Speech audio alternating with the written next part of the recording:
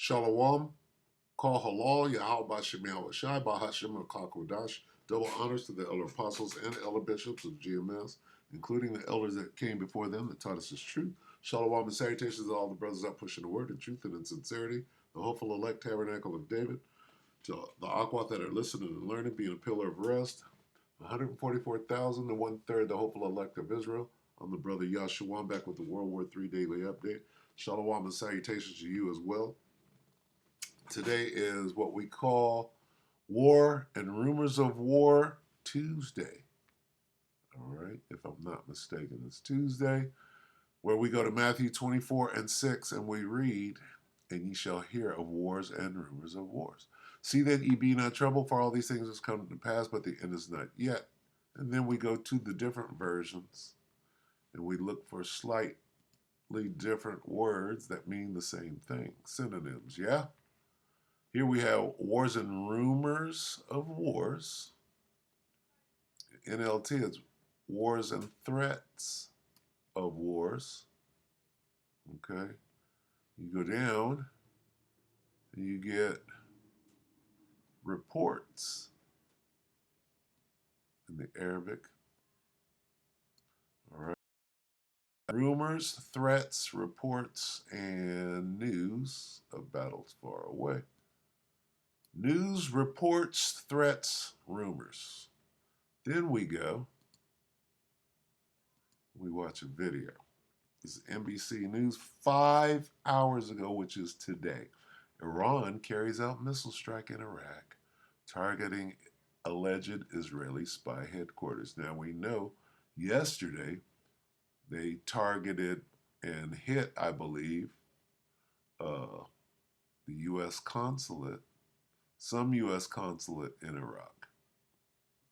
Okay, so not only are they firing at U.S. targets, they're firing at Israeli targets, which has upped the ante in the Middle East. So let's listen to this NBC News and figure out if it's a rumor, a threat, a report, or news, or all of the above. The threat of a broader Middle East conflict is growing after a... Did he say threat? There you go. All right. The threat of a broader Middle East conflict is growing after Iran fired missiles at northern Iraq on Monday, targeting what it says was an Israeli spy base. NBC News Chief Foreign Correspondent Richard Engel joins us now from Jerusalem. Hi, Richard. Good morning. So let's start with what we are hearing about Iran's attack and what's been the reaction from Iraq and from the U.S. So this was a surprising incident. It happened last night. It was first announced by the Iranian Rev Guard, which is a division of the Iranian military. It's been sanctioned by the U.S. It's been called a terrorist organization, but it is an elite force of the Iranian military. And according to the Rev Guard, they fired a ballistic missile into Kurdistan, which is an autonomous region in northern Iraq. And when the first news broke last night after midnight here, I and other journalists were shocked. We thought, what is going on here? The Iranians are firing ballistic missiles into Kurdistan. It exploded very near the U.S. consulate in an area, in a wealthy area, right in Erbil, which is the largest city in Kurdistan. And it turns out that, according to U.S. officials, according to Kurdish officials, that the U.S. compound was not the target. The target was a private compound owned by a wealthy Kurdish businessman. And according to the Iranians, the reason he and his compound were targeted is that he was allegedly cooperating with the Mossad. And Iran believes that he cooperated with the Mossad to carry out an attack on the funeral or a funeral commemoration for Qasem Soleimani. If you remember, just after Christmas, there was a devastating attack in Iran that killed dozens of people when they had gathered to honor and memorialize Qasem Soleimani, a former Revolutionary Guard commander. And the Iranians have blamed the United States. They blamed the Mossad. They have blamed many people. That's news. A reason for, I mean, they went a little deeper and they said, well, we weren't actually targeting Israel. We were targeting this, whatever they just spun, right? Is this rumor? What is this? Okay. This is disinfo. Is it disinfo? Is it propaganda? What the hell is this? For that attack, and the U.S. called this strike carried out by Iran as gravely irresponsible. But so far, we're not. They're basically going to use it to go after Iran. Oh well, they didn't actually target whatever they targeted. Of course, the United States is going to use it. You know, never let a good crisis go to waste. They're going to. Well, this is what they were doing. They're going to control the narrative. Right? Many specific condemnation. Going back to wars and rumors of war. Right? They're going to use this for what they need it for. From the U.S. It seems like in this case, the United States is trying to stay out of it and not escalate things even further. Richard, let's talk about the situation in Gaza this morning. Why isn't enough aid getting in, as the UN is saying? There's that word famine. Okay. What's going on in Gaza is a microcosm of what is about to go on all over the globe. All right. Bombing, war, famine, right? Starvation.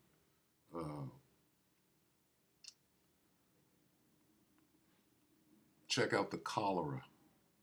Check out the dysentery, right? That's going on over there right now.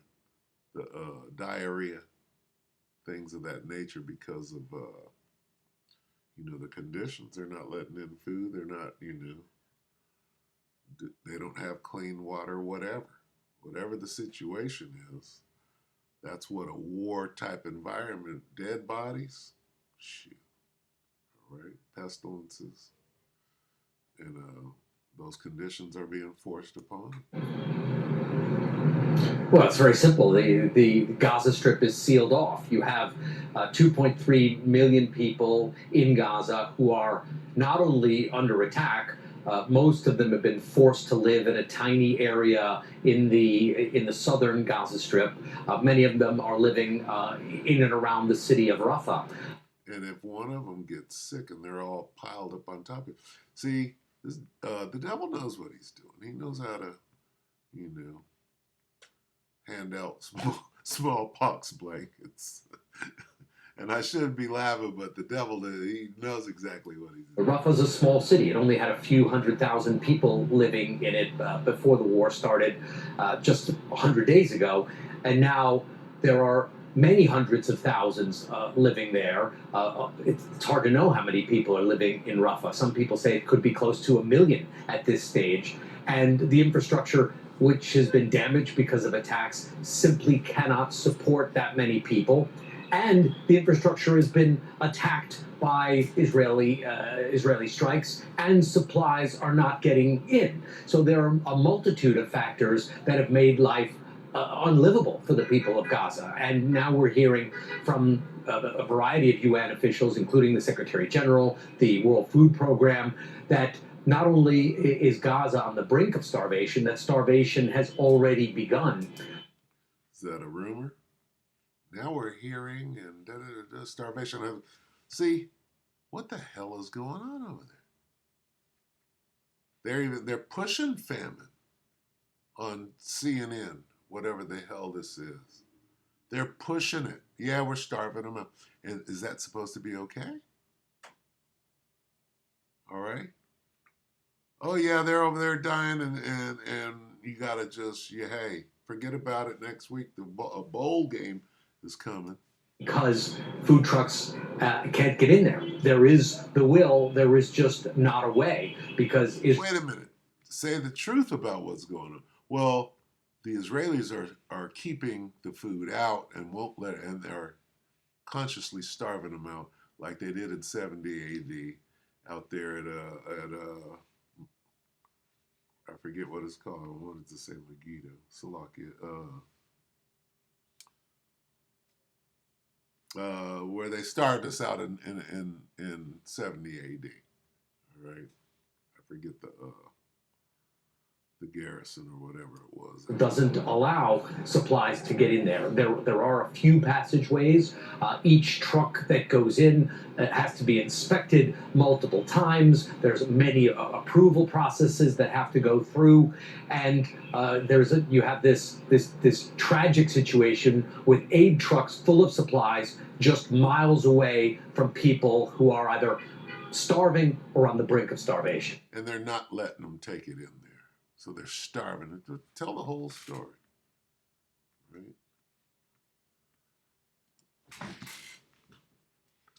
Tell the whole story. Let's see. 70 AD, the Romans besieged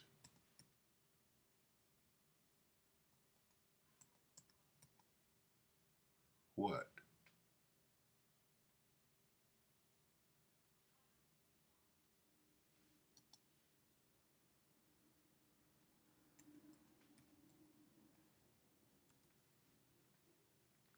It was called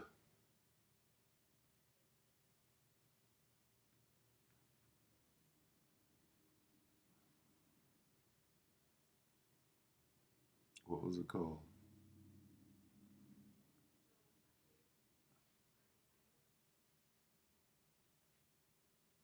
How come I can't see it? Titus. Let's see. Salaki. I'm on a Easter egg hunt. What? Masada? Is it Masada? Masada.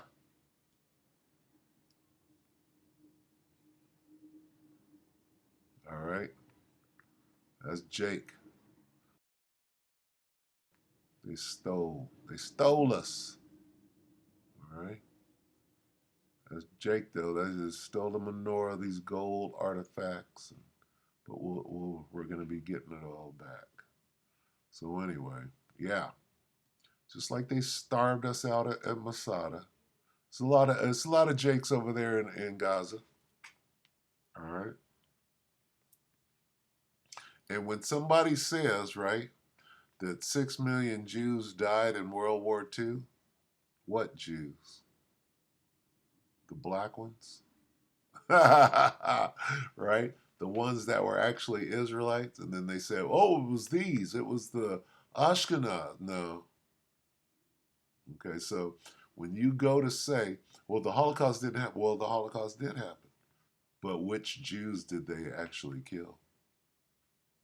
Right? That's where the spin would probably come in at. You know, hey, and I'm speculating, but what makes sense, right?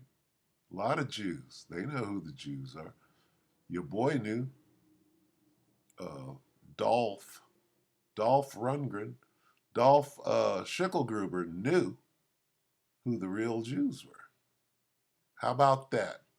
So when you go in and you say that, well, the Jews were exterminated and there might be a whole lot of truth to it if that nigga knew who the real Jews were, right? Right? Anyway, we'll go ahead and we'll close. Let's see. Rumors. Is the Holocaust a rumor of war? This is a question. We'll end it right there. We hope the elect were edified. Your brothers and sisters, shalom.